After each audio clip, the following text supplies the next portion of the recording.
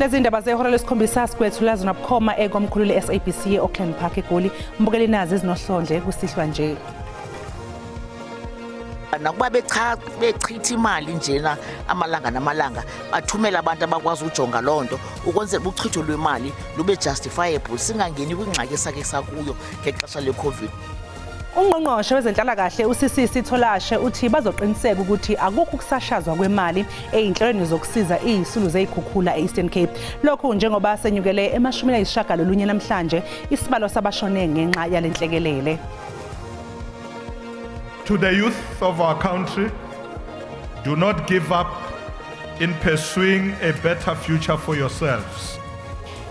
Iphini likaMengameli wezwe uPaul Mashatile wethule inkulumo emcimbini obanjelwe eNorthwest njengoba izwe belikhumbula intsha eyasukuma yabhekana ngqo nohulumeni obandlululo ngo-1976. Today we have received 248 members that arrived this afternoon. And this is the third group because we received the first group on the 13th. Lemukelwe esikhumulweni seyindiza saseBloemfontein iqoqo lesithathu lamasosha angaphezulu kwama200 akade ejutshwe kwelase Democratic Republic of Congo njengengxenye yethimba leSADC beligcina uxolo kuleli yazwe. Mbukeli asikubingelele sikwamukele indaba kusihlwa enizethulelwa noxolo uMamtshali wakwaMwali ihlabanga lelimhlophe qwa.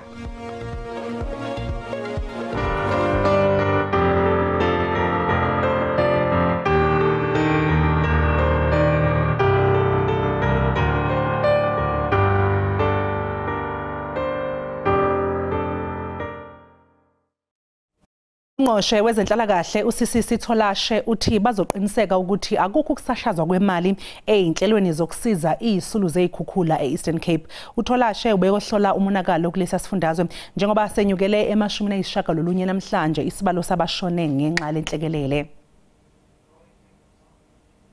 Inzapho zisaqhubeka nokufanisa imizimba, amaxhoba asaqhubeka nokufumana inkonzo ngokwendawo abakuzo. Lamaxhoba anethemba lokuba urhulumente uza kubanika izindlu kwiindawo ezikhuselekileyo.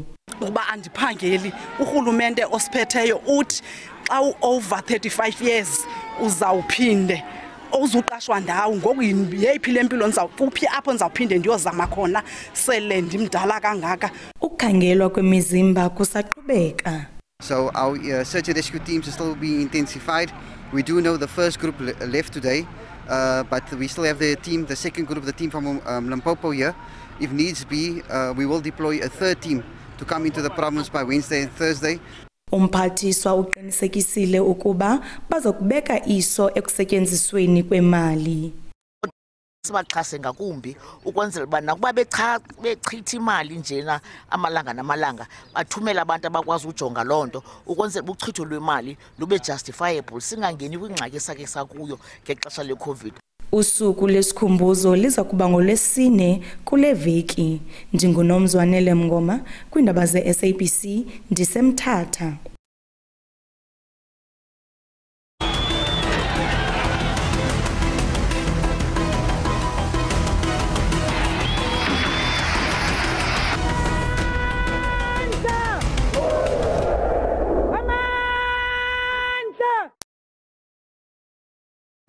Iphini likaMengameli uPaul Mashatile unxuse abantu abasha ukuthi babambe iqhaza engxoxweni yesimo sezwe ezoqala mhla ziyi-11 kuNcwaba nonyaka. uMashatile ubethula inkulumo emcimbini wokuhlonipha intsha yango-1976 obubanjwe esifundazweni Northwest okuyisifundazwe ngesinesibalelo esiphezulu sentsha engasebenzi ezweni. Lolu suku lanamhlanje lihloniphe intsha kuleli yabhekana ngqo nohulumeni obandlululo ngo-1976. Ngalolu suku eminyakeni engama-49 edlule lentsha yashaya phansi ngonyawo engafuni ukufundiswa ngesibhunu. Intsha yanamhlanje engaphansi kwentando yabantu ibhekene nezinselele ezehlukene ikakhulukazi njengoba izinga lokwentuleka komsebenzi liphezulu kangaka kuzwelonke. To the youth of our country, do not give up in pursuing a better future for yourselves and a better future for our country. Your voice, your ideas, and your energy are the fuel that will definitely build this country. uMashatile uthi yize uhulumeni lwazi usizo olukhungethe intsha izingqinamba eziyikhungethe zingaphezulu kokuba izinkinga ezithinta ezomnotho kuphela. This is more than just an economic issue. It is a moral emergency. It affects our whole society and demands urgent action from all sectors. uMashatile uphinde waphawula ngenkulumo yesimo sesizwe okukholakala ukuthi izobiza izigidi ezingaphezulu kwama700 zamarandi. The Minister of Finance will finally decide whether funds are available in that regard or we need to cut down. He will deal with that. Kanti ngaphambi komcimbi omkhulu uMashatile unikezele ngenkundla yezemidlalo esikoleni iPromoza Secondary. Abaholi bamaqembu ezombusazwe bahambele indawo ezahlukene namhlanje ngenhloso yokukhuluma nentsha njengoba kuusuku lwayo nje namhlanje. This is the real crisis our youth face today, a betrayal of the promise of freedom. Youth unemployment today is the highest in the world. It's the highest in the world. Who here knows a young person sitting at home without a job? Put up your hand. Who here knows a young person sitting at home without a job? Many. You can see there. It's everybody. Umholi weDemocratic Alliance ubese mahashe esifundazweni eMpumalanga ekhuluma nentsha njengoba kuusuku lwayo nje namhlanje. Ngakolunye uhlangothi uJacob Zuma oholi umkhonto wesizwe ubese eClermont eThekwini etshela yona intsha ukuthi ikusasa lezwe lisezandleni zayo. The reality is that the future is yours. In other words, you are given a task to liberate South Africa. Ours is to point and help you which road to take, what speed to use. Umholi weEFF utshele intsha bekanye naye eMlazi KwaZulu-Natal ukuthi ingahuduli inyawo kepha ayibukele kokwenziwa intsha ngo1976. You, the youth of today, must say we want to be like the 1976 generation and fight for our country and fight for the youth and fight for the rights of young people. Uvele Nkosi Nhlabiso holi IFP uthi lolusuku akusilona nje olokuthi kubhekwe osekwenzeka kuphela kepha elakho nokuthi kubhekwe ikusasa. For Youth Day is about more than just looking backwards and remembering the past, but it is also about shaping the future. Uhlabisa wengeze ngokuthi lakuleli alibadingi abafika kuleli ngokungemthetho futhi abangenamakhono.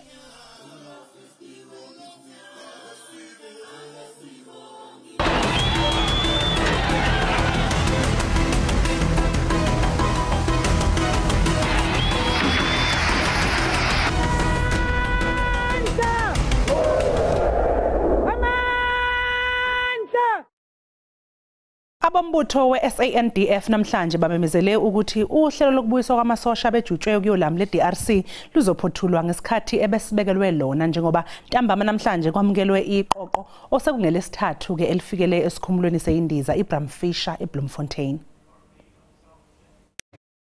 Ojenena abaphezulu embuthweni weSANDF bathi luhamba ngaphandle kweyihibe uhlelo lokubuyiselwa ekhaya kweinkumbi zamasosha ezayithunyelwe kwelaseDRC kuyogcina ukuthula esifundeni saseGoma. Angaphezulu kwama240 amasosha abuyile namhlanje osekuyiqoqo lesithathu selokho eqale ukutheleka ngolesihlanu. Today we have received 248 members that arrived this afternoon, and this is the third group because we received the first group on the 13th. Which was 249. The second group arrived, that is yesterday, which was 257. So this is the third group.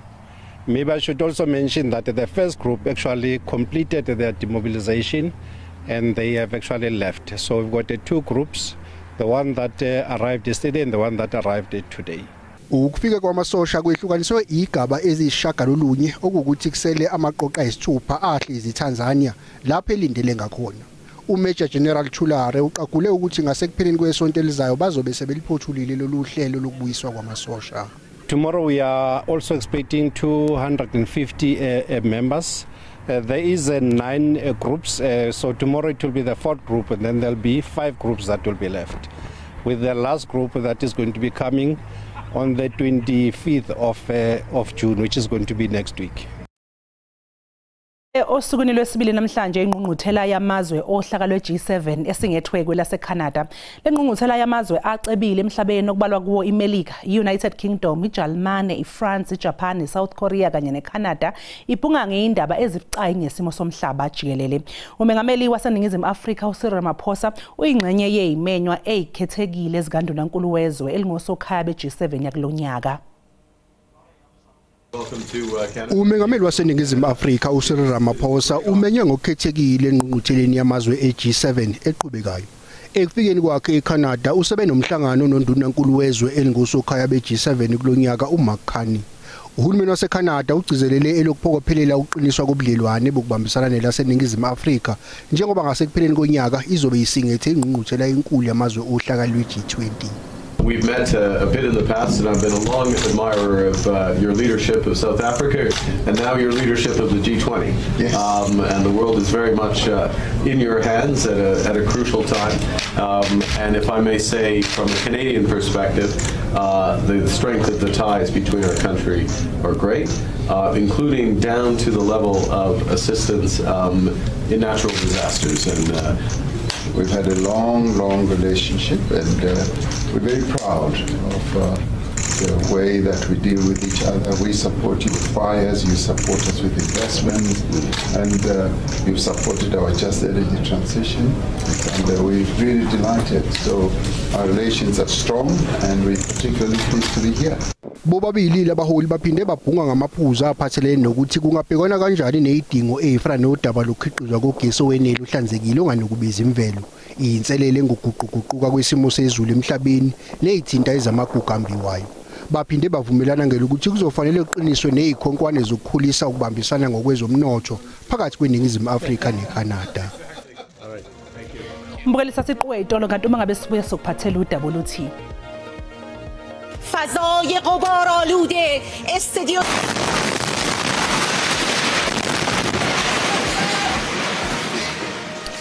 Kungene osukwini lwesihlanu namhlanje ukuhlaselana phakathi kwela kwa-Israel ne-Iran kanti imbiko esanda kungena ke ithela kwa-Israel selihlasele isiteshi somsakazo sombuso sase-Iran.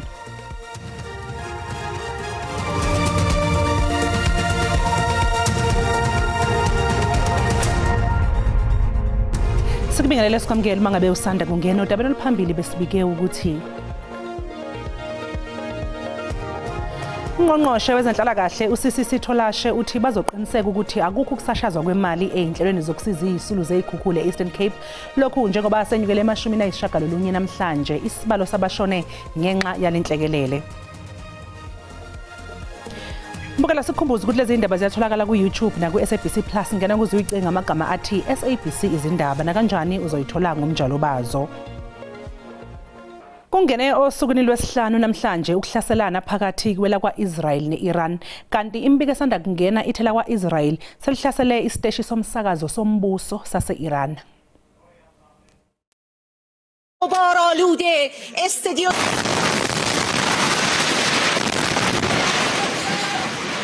Esithembeni esisanda kusabalala owesifazane ubonakala ephazanyiswe ukuqhuma ngesikhathi esemoyeni elase-Iran lithi kubulawe izisebenzi zesiteshi zomsakazo sombuso kulesigameko.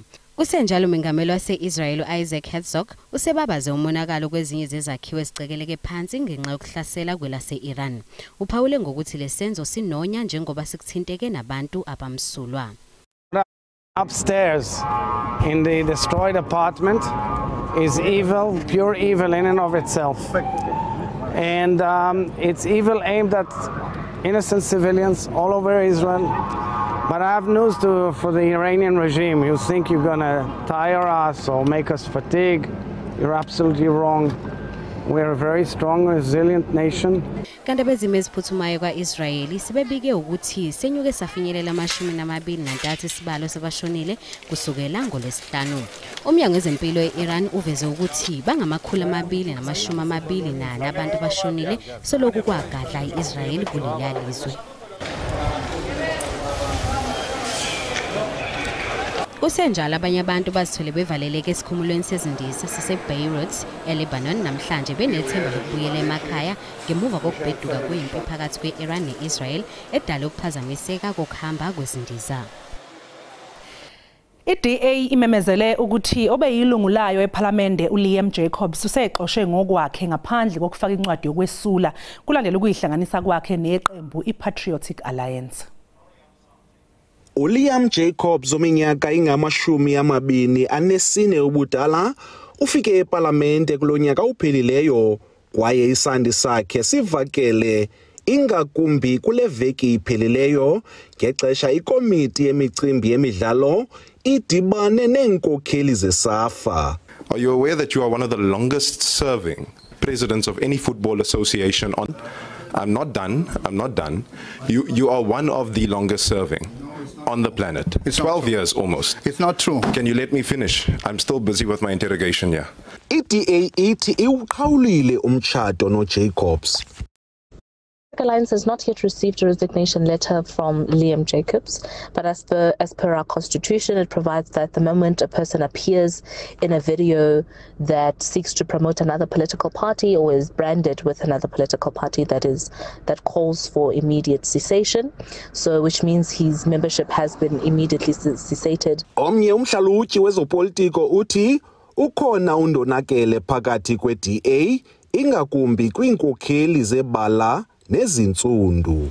The departure of Liam from the DA it comes at a time when we know that the colored communities have felt neglected in the ANC and also in the DA. The departure of PAC stalwart Patricia de Lille signifies that as well. uJacobs uthi khange athenjiswe isikhundla kwiPatriotic Alliance. Kwiindaba ze-SABC, Ndingubulelani Philip ePhalamende. Sazinzile isimo eEldorado Park eGoli ngemva kwesigameko sokudutshulwa kwabantu abathathu bashona kule ndawo ngempelasonto. Kubika ukuthi kuvele kwatheleka imoto emhlophe abangaphakathi abazange babuze bavulela ke ngenhlamvu kwashona abantu abathathu kanti oyedwa kwembula kwembeswa kuyena esibhedlela. Izakhamuzi zithi kunzima kakhulu ukuhlala kule ndawo njengoba ihlale ivika uhlamvu insuku zaphuma ayikwazi nokubungaza usuku lwentsha ngenxa yololu dungunyane. As a youth, I don't even feel like enjoying this day because we lost too many brothers.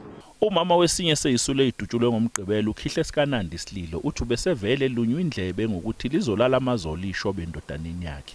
I was threatened with my child's life on Monday, like last week Monday. There's one of the first gun boys called me and told me that my child is gonna die, they're gonna kill him. And I went and I told him, you can't threaten me with my child's life. How can you be so cruel and tell me that you're gonna kill my son? He's gonna be killed. Lo mama uthi yantsontsotha imnjunje enhlizweni akakholwa ukuthi ingane yakhe obekuyiyona yodwa ayisekho emhlabeni. I'm so broken, I can't even say anything else, but it's sad, it's everything. I can't even express how painful I feel inside. Amaphoyisa anxusa noma ngabe ubani ongaba nolwazi ngalesigameko ukuba wathinte ukuze kuzokwenziwa ubulungiswa. Igama lami nguCalvin wakwaDludla eindabeni ze-SABC ngibika ngiseGoli. Hlobo simo sezulu yalandela. Kwase kwentokozo mbukeli ukuthi siphinde sihlangane njengoba sisho sithi ke lithanda ukusikaza ngamafu kakhulukazi ke engxenyeni zenyakatho KwaZulu Natal uyongena ke ngasenyakatho nezwe sisho sithi ke leqhubeka lebalela engxenyeni senkabeni uyongena eMthatha sika ngamafu mongene Western Cape okhambisana nemkhemezeli kakhulukazi ke endaweni ezingasoguni uyongena lapho koGeorge siye sothi ngqi lapha eGqeberha ngisho ngithi ke masihlebela phambili siyobheka usuku lakusasa seyisimo esifanayo sawalindele lamathuba emvula ezingathanda ukubomkhiza umkhemezelo lapha eKapa kwanyanga kogugulethu uyongena koKhebhagalasi kanjalo siyongena lapha ko George Copleton Bay siyongena nakhona lapha eBhayi sisho sithi ke silindele ukuthi sikazi ngamafuke nje kwezinye indawo Eastern Cape uyofika ngapha ngasentshonalanga kuba nokubalela mongena ke engxenyeni senkabeni nalapha kwaZulu Natal libalele kamnandi uyongena ke ngasenyakatho sisho sithi ke iSouth African Weather Service iyaskipha isixwayiso sakusasa sokuthi sikalindela nje umoya ohambisana nje namagaga sangathanda ukuba namandla nje ngaseningizimu ntshonalanga ogwini uyongena ogwini olapha ngaseningizimu uyongena lapha ko George kanti ke masahlabela phambili siyobheka ke amazinga phansi ebusuku namhlanje ngivumela ngisho ngithi iqanda qomo ongena lapha eMnambithi ko Bergville kuyabanda solindela ukuthi kubande kakhulu ke futhi mongena ke enkabeni lapha koqoqo kophutha dishaba silala isithwatho kulozo ndawo kubande naseGauteng uyongena ko Standard Bath for Emelo sisho sithi noma ungena ngasenyakatho ngabanda libande futhi endaweni ke ephakeme lapha Eastern Cape ko Grafu uyongena lapha kuSutherland bo Manazwane ngisho ngithi ke kuyabanda futhi noma ungena lapha eCalvina ngophoma enhlavela ngakusasa ngivumele ngithi ke liyabanda nje kakhulukazi lapha ko Calvina ko Sutherland uyongena ko Vustile nakanye ngogugulethu njengoba sisho sithi silindela amathuba emvula uyongena phansi lapha Eastern Cape libande nje ngokuphakathi kodwa kufana mongena ku Sajonisi kwaZulu Natal kuzukufana emini lingathanda nje ukuthi libe phakathi liye ngufudumala komhlaba yalingana kanti ke lebanda kancane kabeni libe phakathi mongena eGauteng ngivumela ngisho ukuthi ke ngiyayithatha into beno busuku obuhle.